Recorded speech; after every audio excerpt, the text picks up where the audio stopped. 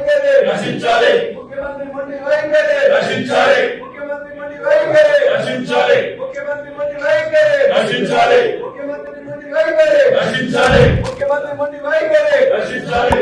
We want justice. We want justice.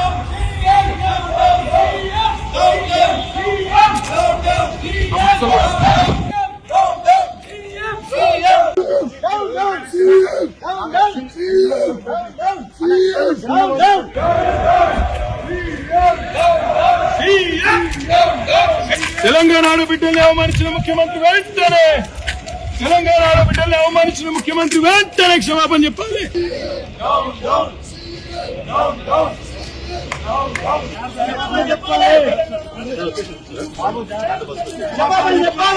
CM CM CM CM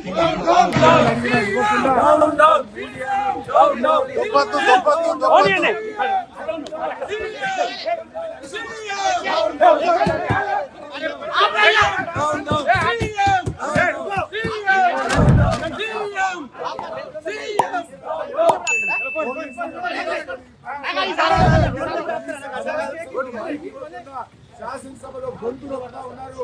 ఒక మహిళకు అన్యాయం జరిగితే మాట్లాడలేదు. ఎన్నిసార్లు స్పీకర్ గారిని కోరినా మైక్ లేకుండా ఆయన ప్రజాస్వామ్యాన్ని గొంతు వస్తూ ఉన్నారు. తెలంగాణ శాసనసభలో ప్రజాస్వామ్యం తెలంగాణ ఉద్యమంలో లేనప్పుడు కూడా ఆంక్షలు లేవు. తెలంగాణ ఉద్యమంలో లేని ఆంక్షలు ఈ రోజు తెలంగాణ శాసనసభలో చూడడం నిజంగా చాలా దురదృష్టకరం. ఈ రోజు ప్రజాస్వామ్యం తప్పదు.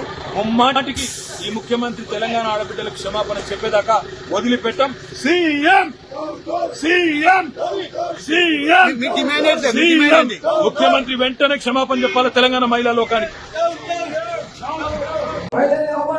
ముఖ్యమంత్రి వెంటనే క్షమాపణ చెప్పాలి.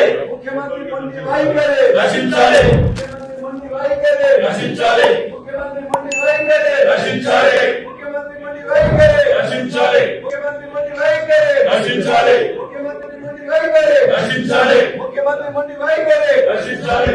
We want justice. We want justice.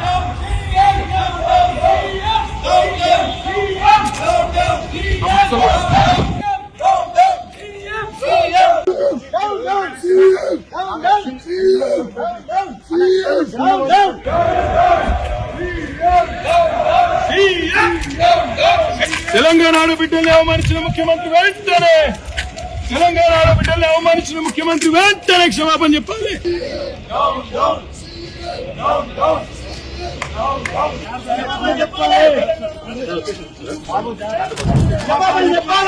CM CM CM CM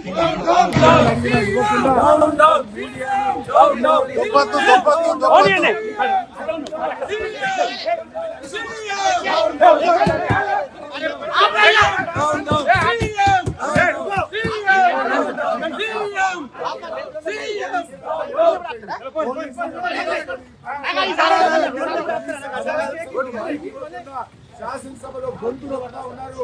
ఒక మహిళకు అన్యాయం జరిగితే మాట్లాడలేదు. ఎన్నిసార్లు స్పీకర్ గారిని కోరినా మైక్ లేకుండా ఆయన ప్రజాస్వామ్యాన్ని గొంతు వస్తూ ఉన్నారు. తెలంగాణ శాసనసభలో ప్రజాస్వామ్యం తెలంగాణ ఉద్యమంలో లేనప్పుడు కూడా ఆంక్షలు లేవు. తెలంగాణ ఉద్యమంలో లేని ఆంక్షలు ఈ రోజు తెలంగాణ శాసనసభలో చూడడం నిజంగా చాలా దురదృష్టకరం. ఈ రోజు ప్రజాస్వామ్యం తప్పదు. ముమ్మాటికి ఈ ముఖ్యమంత్రి తెలంగాణ ఆడబిడ్డలకు క్షమాపణ చెప్పేదాకా వదిలిపెట్టాం.